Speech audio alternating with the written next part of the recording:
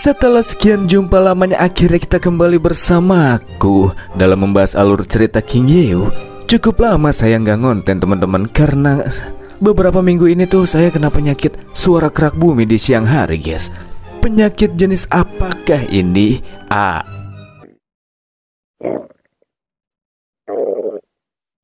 Menatap dengan seksama penjelasan yang dimiliki oleh Rules of Broken Blade, Yeo sangat yakin jika artefak satu itu sedang menyinggung artefak Yuan Chu yang merupakan item berbasis aturan.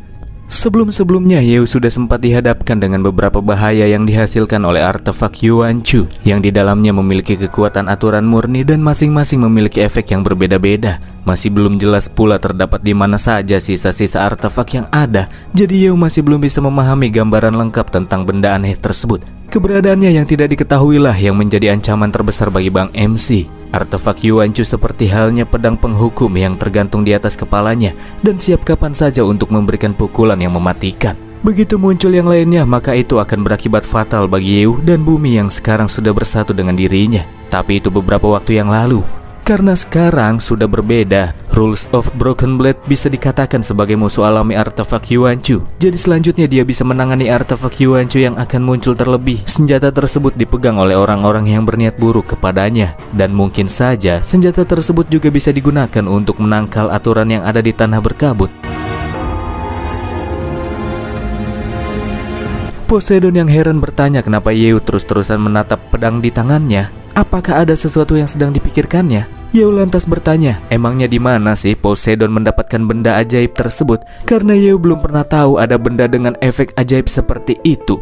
Dengan penuh kebanggaan, Poseidon berkata, jelas aja Yeo belum pernah melihatnya, karena senjata tersebut diciptakan oleh Poseidon sendiri dan cuma satu-satunya ada di dunia. Yeo pun langsung kaget bukan main dibuatnya. Begitu pula dengan Weiss. Karena dari kata-katanya, Poseidon bisa dipastikan kalau dia sama sekali tidak berbohong. Dengan kemampuan menempanya yang sanggup untuk membuat senjata dewa yang mampu menangkal aturan, mungkin Poseidon setara dengan kemampuan Mos, atau bisa jadi lebih hebat lagi. Meskipun kalau soal teknologi jagoan Mos sih, tapi tetap saja dia sangat hebat. Seketika Yeo langsung memberikan sanjungan kepada Poseidon, mengagung-agungkannya. Berkata ini pertama kali baginya bisa melihat makhluk maha kuasa yang hebat seumur umur. Mendapatkan sanjungan dari Bang MC, Poseidon yang begitu bangga minta Yeo buat terusin aja pujiannya, karena bocah KT1 ini sangat suka disanjung kayak gitu. Oh, Dewa Poseidon yang terhormat dan sangat hebat. Bisakah Anda mengajarkan kepada saya bagaimana cara membuat benda tingkat dewa seperti itu? Tanya Yeo. Dan jawabannya tentu saja tidak. Loh, seketika Yeo langsung terdiam. Bukannya tidak mau, tapi tidak bisa. Membuat benda seperti itu tidaklah mudah, ungkap si Dewa Laut. Pertama-tama mereka harus berada di planet peradaban tingkat dewa dimensi tinggi dan menggunakan energi serta material tingkat dewa di sana untuk meleburkannya. Kedua, mereka harus memiliki pengetahuan tingkat dewa serta blueprint dewa yang sesuai sebelum bisa membuatnya. Dan terakhir, mereka harus memiliki fisik dan mental kuat yang mampu menahan segala serangan balik ketika proses pembuatan item tingkat dewa. Dengan kondisinya yang sekarang, Poseidon sama sekali tidak memenuhi satupun persyaratan yang ada. Yeo heran, memang syarat yang lain Poseidon tidak sesuai. Tapi kenapa pula dia tidak punya pengetahuan dewa sekarang? Apakah dia sudah lupa tentang hal itu? Sedikit menghela nafas, Poseidon berkata, bukannya dia lupa, lebih tepatnya pengetahuannya sudah dicuri. Suatu keberadaan misterius di alam semesta lah yang telah mencuri banyak pengetahuan serta ingatannya, dan itulah yang telah menyebabkan kerugian paling parah buat Poseidon. Bisa dibilang sekalipun dia nantinya bisa kembali mengambil Trisula lalu mengembalikan kekuatan seperti di masa lalunya, Poseidon tetap tidak akan mampu menciptakan benda setingkat dewa. Wang Hao terkejut akan fakta tersebut. Jika seperti itu ceritanya, berarti sama saja Poseidon ini merupakan dewa baru yang tercipta di bumi dong. Semua orang di sana jadi penasaran seberapa mantapkah Poseidon ini jika dia bisa memulihkan semua ingatannya. Tunggu, keberadaan misterius dari alam semesta, pengetahuan tingkat dewa yang dicuri, aturan, perlengkapan, artefak Yuan Chu. Yeo di sini mendapatkan suatu pencerahan. Mengeluarkan salah satu artefak Yuan Chu, suntikan jiwa, Yeo meminta Poseidon untuk memeriksa barang yang satu itu. Memeriksa suntikan tersebut, Poseidon mendapati kalau item tingkat dewa itu memang tipe aturan. Meskipun tidak bermutu tinggi, tapi itu sudah cukup untuk menghancurkan semua yang ada di bumi. Poseidon juga merasa cukup familiar dengan benda tersebut. OMG, ternyata sama seperti apa yang Bang MC sudah perkirakan. Sementara Yeo memasang wajah mode serius, Wang Hao bertanya-tanya emangnya apa sih yang lagi Poseidon sama Yeo obrolin. kata si Dewa Laut. Itu merupakan obrolan akademis tingkat tinggi. Sebagai orang awam, Wang Hao takkan bisa mencernanya. Orang bodoh dilarang ikutan. Setelah sekian lama melihatnya, Wang Hao juga heran kenapa Yeo nampak serius sekali. Jarang-jarang Yeo tuh bersikap kayak gitu. Memangnya apa yang sedang terjadi sih?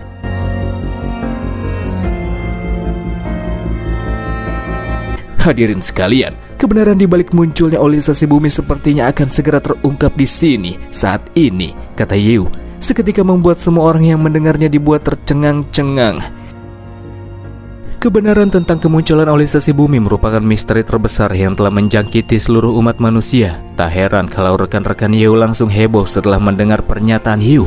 Pada saat itu Yeo meminta semuanya untuk tenang dulu. Sebelum menjelaskan dasar landasan pemikirannya, Yeo bertanya kepada mereka semua, ketika bumi memasuki olisasi, apakah mereka semua merasa segalanya berubah jadi seperti dunia game yang punya level, peralatan, dan jin di dalamnya?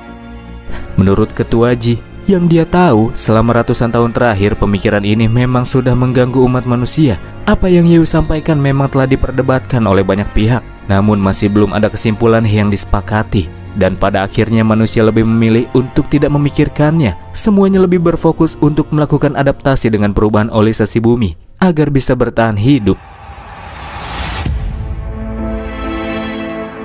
Kebiasaan adalah sifat kuat manusia, tetapi kebiasaan juga sering membuat seseorang mengabaikan petunjuk yang ada di depan mata. Setelah mendapatkan musuh alami artefak Yuan Chu, Yeo memperoleh pencerahan. Menurutnya, olisasi bumi sebenarnya merupakan regulasi atau aturan global. Regulasi global artinya sama seperti aturan yang terdapat di tanah berkabut, di mana semuanya akan mengikuti suatu aturan tertentu. Dan kasus olisasi ini merupakan perluasan aturan-aturan yang terjadi secara global. Namun aturan semacam ini tidak muncul tanpa alasan. Pasti ada semacam aturan pendukung yang berlaku di baliknya. Yeo yakin akan hal itu. Ketua Ji bertanya-tanya apakah mungkin aturan tersebut dibuat oleh artefak Yuan Chu. Meskipun artefak tersebut sangat kuat, harusnya itu masih belum cukup untuk membuat aturan secara global. Kecuali terdapat semacam alat peraga berbasis aturan yang lebih kuat daripada artefak tersebut, kata Yeo. Semua orang tahu jika terdapat aturan di tanah berkabut, tetapi orang-orang jarang untuk memikirkannya dari manakah aturan ini berasal. Sehingga terdapat kemungkinan adanya aturan tersebut dan suatu alat peraga yang menyebabkan kemunculannya. Jika memang benar terdapat semacam alat yang dapat mengatur bumi, Yeo bertanya kepada semua orang di sana, di manakah lokasi yang sangat cocok untuk menyembunyikannya. Tentu saja semua orang termasuk Wang Hao akan beranggapan pasti permukaan tempat ini, alias benua Antartika yang terdapat daratan berkabut terbesar dan paling awal di dalamnya, merupakan lokasi yang sangat cocok untuk menyembunyikannya. Jika demikian, maka tidak heran kenapa ada banyak pahlawan dari dunia yang pergi ke dataran berkabut Antartika, yang mana disebut sebagai tanah kejatuhan para dewa. Pasti mereka sudah menemukan rahasia di dalamnya. Jika menghubungkan insiden yang sempat terjadi satu persatu, maka semuanya akan saling berkaitan.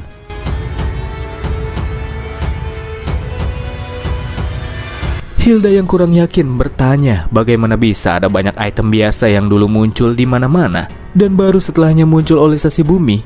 Menurut Yeo, kemungkinan besar ada seseorang yang memang sengaja menempatkannya di mana-mana. Masih belum puas, Hilda mempertanyakan dari asumsi Yeo, olisasi bumi itu disebabkan karena adanya campur tangan manusia. Bagaimana mungkin itu bisa terjadi? Baginya itu cuma hayalan Yeo saja. Pada saat itu tiba-tiba Poseidon tertawa keras, membuat Hilda bingung. Apakah ada yang salah dari kata-kata yang baru saja ia keluarkan? Poseidon di sini cuma menertawakan betapa sempitnya pemikiran Hilda yang begitu sombong, tanpa melihat siapa yang sedang berdiri di hadapannya. Dalam kamus bocah ini yang menganggap dirinya sebagai pencipta, tidak ada hal yang mustahil dari apa yang disampaikan oleh Yeo. Kalau begitu, apakah Poseidon adalah sosok yang sudah membuat olisasi bumi? Ya jelas bukan dong, balas dia, bikin Wang Hao sedikit jengkel. Poseidon menjelaskan, meskipun olisasi bumi terjadi bukan karena perbuatannya, tapi di masa kejayaannya dia yakin bisa melakukannya. Belum lagi terdapat kekuatan misterius yang mengambil pengetahuannya yang juga tak bisa terbayangkan. Alam semesta itu merupakan tempat yang sangat luas, sementara warga bumi hanyalah sekumpulan makhluk hidup malang yang terjebak di planet bumi yang kecil dan terikat dengan gravitasi. Akan tetapi selama mereka semua membantu Poseidon mendapatkan kembali kekuatan utuhnya, ia berjanji akan membawa mereka semua pergi ke lautan bintang yang luas dan tak terbatas, agar mereka tahu seperti apa itu alam semesta yang luas. Sedikit berdiskusi, rekan-rekan Yeo menganggap perkataan Poseidon itu cuma bualan saja. Dia cuma dewa kuno yang asal-usulnya nggak jelas. Tentu saja satu-satunya pemimpin yang bisa membawa mereka ke masa depan adalah Bang MC, bukan bocah tersebut. Pada saat itu mereka sangat ingin langsung saja menyelesaikan masalah di laut dalam supaya bisa cepat-cepat melakukan eksplorasi di tanah kejatuhan para dewa. Si Putri Duyung dan Poseidon sendiri langsung merasa kesal karena sudah diabaikan oleh para human. Apalagi para human itu langsung membalikkan badan ketika si dewa laut sedang berbicara, seakan-akan perkataannya dianggap seperti omong kosong. Sementara itu Hilda yang terlihat terdiam mengingat kejadian beberapa waktu sebelum dia berangkat dalam perjalanan ini. Dan kita akan dibawa ke dalam sebuah ruangan dengan monitor besar di depannya. Pada saat itu Hilda mendapatkan sebuah panggilan dari seseorang tak dikenal, membahas tentang hiu yang kini bukan cuma sudah menguasai zona timur saja, tapi dia juga sudah menguasai ekologi bumi yang diubah olehnya. Dengan ambisi besarnya, orang satu ini tahu kalau Hiu selanjutnya pasti akan pergi ke tanah kejatuhan para dewa. Memang tempat tersebut terkenal akan bahayanya, tapi dengan kemampuannya yang di luar akal sehat, Hiu sudah memenuhi syarat untuk bisa memasukinya. Maka dari itulah, orang misterius ini meminta Hilda untuk memimpin timnya dan pergi bersama dengan Hiu. Ternyata orang misterius ini meminta bantuan Hilda buat menyingkirkan Hiu, teman-teman. Tapi di sini Hilda merasa ragu bisa melakukannya, mengingat Bang MC sendiri bisa mengalahkan pahlawan legendaris Chaos. Kata sosok tersebut, Hiu itu memang sangat kuat, jadi saat ini mereka hanya bisa menundukkan kepala untuk sementara waktu. Tapi bagaimanapun juga Hiu juga cuma seorang manusia, dan setiap manusia pasti punya kelemahan. Bersama dengan sinar terang yang muncul, Hilda cukup dibuat terkejut karena sosok tersebut mengirimkan sebuah artefak Yuanchu kepadanya. Menurut histori data pertarungan Hiu, dia beberapa kali nyaris dikalahkan karena adanya campur tangan dari artefak tersebut. Maka dari itulah Hilda diberikan artefak Yuanchu agar peluang keberhasilannya dalam menyingkirkan Hiu bisa semakin besar. Meskipun kurang percaya diri, tapi Hilda tak punya pilihan lain selain melakukannya. Sebelum menutup panggilan, sosok tersebut meminta Hilda dan timnya untuk bisa bertugas dengan baik dalam tim seperti yang selama ini sudah mereka sering lakukan. Terus ikuti dan amati Hiu. Dan begitu dia menunjukkan kelemahannya, di saat itulah Hilda harus bertindak. Dia tidak boleh melakukannya dengan gegabah, apalagi sampai menunjukkan kartu as yang sudah dipersiapkan. Yang artinya, Hilda cuma punya satu kesempatan ketika menjalankan aksinya. Kata sosok tersebut, semua itu harus dilakukan agar sistem yang sudah dibangun susah payah oleh zona timur tidak diganggu sama pihak luar. Kembali ke masa kini, hingga saat ini Hilda sudah menyaksikan betapa di luar nalarnya kemampuan Hiu. Dia bahkan mendapatkan item yang bisa melawan artefak Yuanchu. Hal ini membuat Hilda semakin merasa ragu untuk melakukan tugas rahasia menyingkirkan Bang MC kita. Balik badan melihat Hilda, Hiu tiba-tiba tersenyum. Apakah dia sudah tahu apa yang mau wanita tersebut diam-diam lakukan kepadanya? Menarik.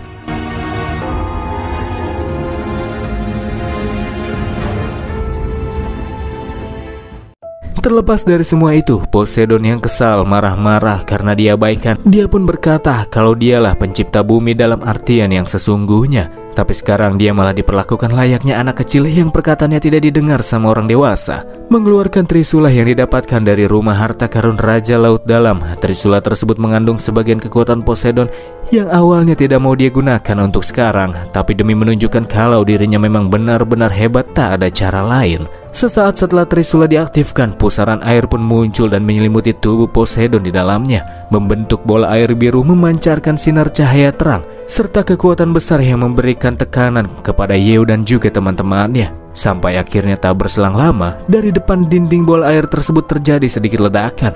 Dan tak berselang lama Hiu dan teman-teman bisa melihat bentuk sang dewa laut versi dewasa. Cuman buat dapetin validasi dia repot-repot melakukan semua ini. Dasar bocah.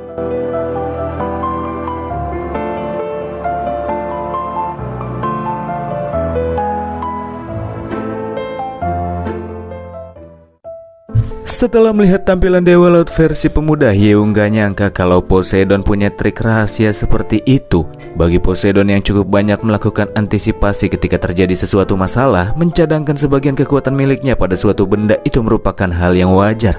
Kuat, dingin, dan indah. Inilah tubuh dewa yang paling sempurna, kata pria biru tersebut. Dengan begitu percaya diri, membuat Putri Duyung Nanami anget dibuatnya. Kata Wang Hao sih perubahan Poseidon cuma kayak jadi gede sedikit aja, sama kulitnya yang tambah mulus, nggak ada yang spesial dari itu. Bagi Ketua Ji, keindahan itu sama sekali tidak berguna karena kekuatan adalah kasta tertinggi dari segala hal.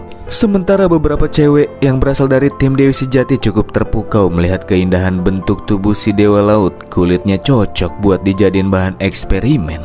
Tanggapan mereka membuat Poseidon kesal. Jika saja dia tidak membuat kontrak dengan Yeu, pasti mereka semua udah dijadiin geprek sama dia. Di sebelahnya Yeu minta Poseidon supaya nggak usah marah-marah sama hal sepele kayak gitu. Setidaknya sekarang Yeu sudah melihat bahwa si Dewa Laut memang memiliki potensi yang besar. Yeu percaya setelah mendapatkan kembali seluruh kekuatannya, Poseidon pasti bakalan jadi sosok yang sangat kuat, lebih kuat dari yang sekarang. Kata-kata motivasi Yeu langsung bikin si Dewa Laut terharu. Ternyata di antara para human di sana masih ada yang begitu menghargai dirinya. Setelah yaping-yaping, mereka semua pun akhirnya berangkat menuju lokasi selanjutnya, istana tempat tinggal sang Raja Laut Dalam. Berjalan di depan sebagai pemimpinnya, Poseidon berjanji pasti kali ini dia akan mengambil kembali kekuatan yang telah direnggut oleh musuh lamanya itu. Di sebuah jalan yang gelap, Putri Nanami membawa semuanya melewati jalan pintas menuju istana. Rute yang mereka lewati sebelumnya pernah digunakan oleh Nanami untuk menyelinap keluar dan bermain ketika dirinya masih kecil. Tapi sangat aneh menurutnya, sebab terakhir kali dia lewat jalan tersebut suasananya tidak segelap sekarang. Di antara bangunan tersembunyi terdapat sebuah celah yang bisa mereka gunakan untuk masuk ke jalur dalam istana secara langsung. Masuk ke dalamnya, Yeu dan teman-teman langsung dihadapkan dengan ruangan yang masih sangat gelap dan terlihat begitu kumuh, terbengkalai seperti sisa-sisa peperangan. Daripada disebut istana, tempat tersebut lebih terlihat seperti reruntuhan lama yang tak ada satupun makhluk pun tinggal di dalamnya. Hal ini juga membuat Nanami cukup kaget. Tempat tersebut ternyata sudah sangat berubah sejak terakhir kali dia melihatnya. Memang Nanami terperangkap di dalam rumah harta selama ratusan tahun, tapi dia tidak mengira segalanya menjadi sangat berubah. Nampaknya ada sesuatu yang tidak beres. Kata Hilda, jelas tempat itu nggak terawat. Namanya juga manusia ikan, para makhluk barbar. Bisa saja sempat terjadi perang internal di dalam istana, ungkapnya. Seketika Nanami langsung marah-marah sama Hilda yang tak tahu apa-apa. Dia menjelaskan para manusia ikan laut dalam memang menyukai perang, tapi mereka juga punya peradaban serta menyukai keindahan. Suzu nggak percaya sama Nanami. Di matanya manusia ikan hanyalah perwujudan dari kejahatan dan juga pembunuhan. Mereka membunuh siapa saja yang mereka lihat, entah itu mereka yang muda, tua, wanita maupun anak-anak. Semuanya bakalan dibabat tanpa pandang bulu. Meluruskan kesalahpahaman yang terjadi, Nanami kembali menjelaskan jika saudaranya alias si Raja Laut Dalam bukanlah sosok jahat seperti itu. Dia memang menghargai kekuatan di atas segalanya, tapi di sisi lain dia juga sangat terhormat. Dalam suatu peperangan, dia biasanya akan memimpin paling depan lalu melakukan duel 1 lawan 1 dengan lawannya.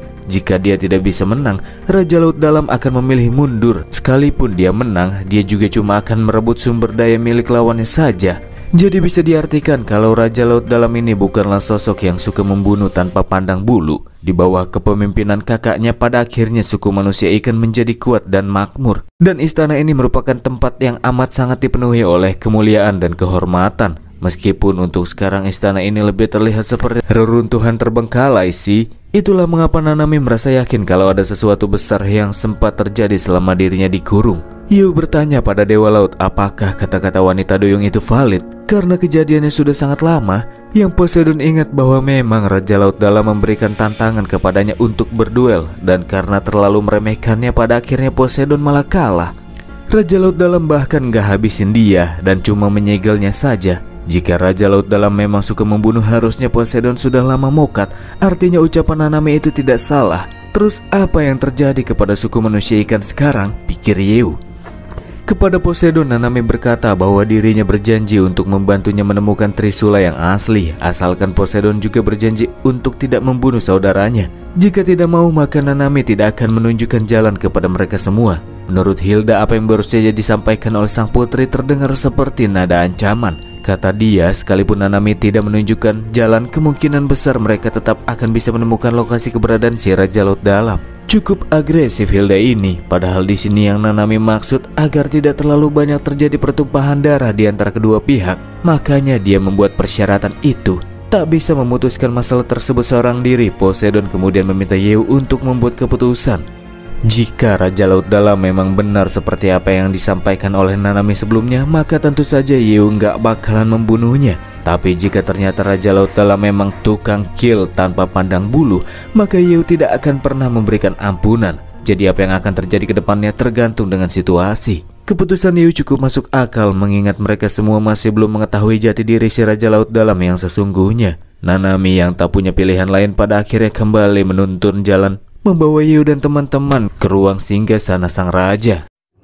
Singkat cerita, akhirnya Yeo dan teman-teman kini sudah tiba di ruang singgasana Raja Laut Dalam. Di tempat yang sangat gelap dan minim penerangan itu, terdapat satu kursi yang diduduki oleh sosok samar tak terlalu jelas. Nanami yang berpikir bahwa itu merupakan kakaknya datang mendekat sambil menyapa, memberikan kabar kalau dirinya kini sudah kembali. Akan tetapi sebelum dia melangkah lebih jauh, Poseidon langsung menghentikannya karena yang sedang duduk di atas kursi tahta itu bukanlah kakak Nanami. Sosok tersebut kemudian berdiri, tertawa, lalu berkata jika ini merupakan suatu momen yang begitu langka bisa melihat manusia, dewa laut, dan putri duyung berada dalam tim yang sama. Ya, apapun itu, karena mereka semua sudah susah-susah menyempatkan waktu untuk mengunjunginya, maka sosok tersebut akan memberikan sambutan secara pribadi. Sosok manusia ikan tersebut adalah Vanguard atau pengawal istana bernama Renekton.